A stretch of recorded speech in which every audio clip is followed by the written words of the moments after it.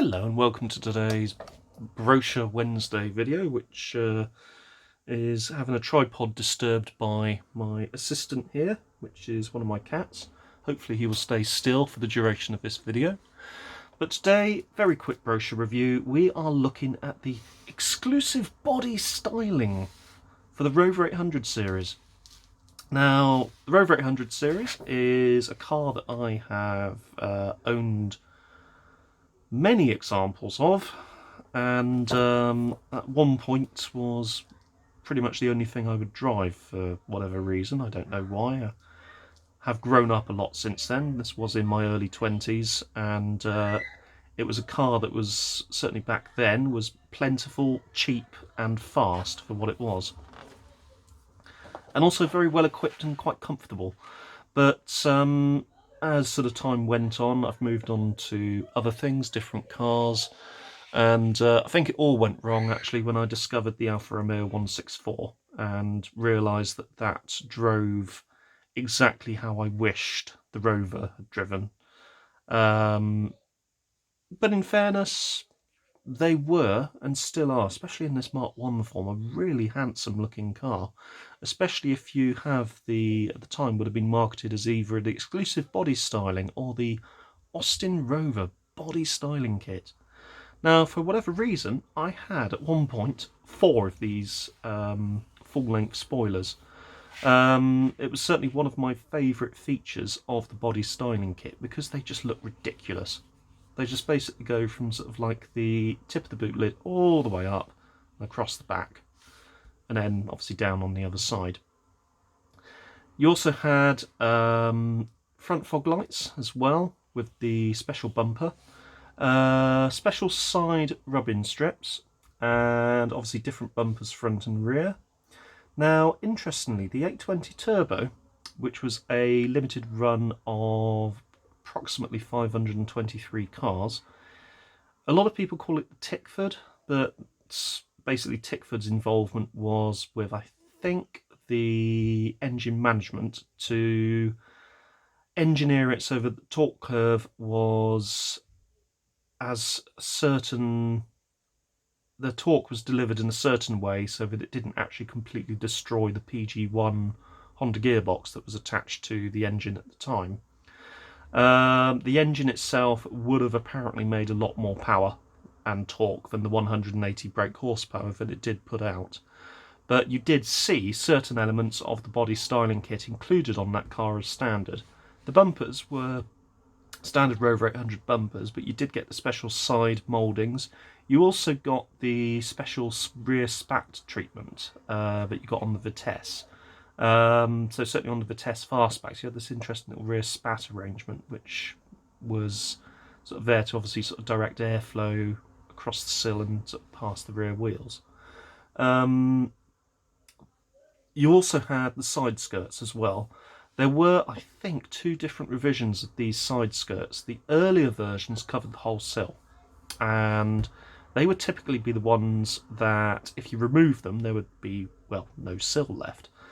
On the 820 Turbo, you had a later revision of the styling kit, which only covered part of the sill, so the actual flange of the sill and the drain holes were left uncovered. And it seems that those cars, certainly sill-wise, seem to survive a lot better than the earlier cars. There was also a change in production around, I want to say, mid to late 88, which meant the way the production line was run was far more Japanese, effectively. And there was a definite upturn in the quality of the cars that were being produced. They're not the best car in the world. They're a very handsome car, but they're by no means the best car in the world. They were plagued with sort of niggly issues from launch. They did have a number of build quality issues, certainly on the earlier examples, and it took a number of years to get those build quality issues put right. They were underdeveloped. And there was a lot of infighting between Rover and Honda at the time to sort of produce a car that would have been acceptable to both markets. Honda certainly had a lot more success in the US with the Acura Legend, also known as HX. XX was obviously this, the Rover 800 series. HX was the Honda version. There were Honda Legends produced at Cowley. They were not built to that higher standard, or the standard that they should have been.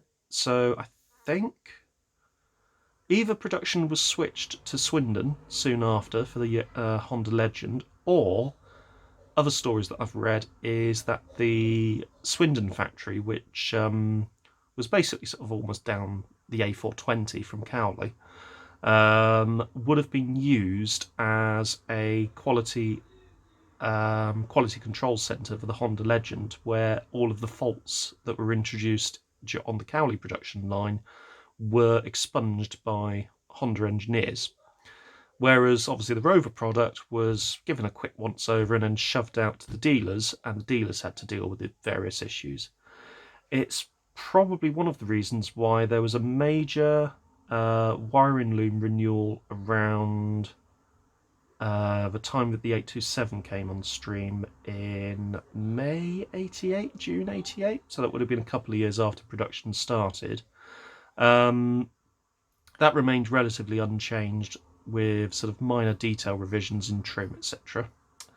And then around 1990, 1991, there was another major revision in the electrical infrastructure of the car, which introduced a very early example of a body control module known as the CCU, or Central Control Unit.